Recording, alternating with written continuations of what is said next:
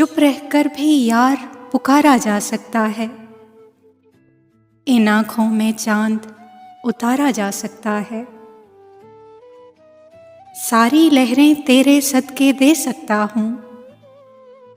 सारा दरिया तुझ पे वारा जा सकता है। फिर तुमसे ही एक मोहब्बत हो सकती है। फिर से तुमको जीत के हारा जा सकता है। तुझको तकने और तुझे तकते रहने से आँखों से इस बार नजारा जा सकता है। उसके आरिज़ देख के मैंने अक्सर सोचा, मुख चंदा का और निखारा जा सकता है। अश्कों में मौजूद मुसाफिर शायद तुझको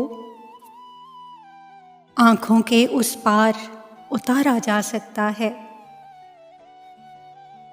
तू बिछड़ा है और मैं इतना ही समझा हूँ, अब तेरे बिन वक्त गुजारा जा सकता है।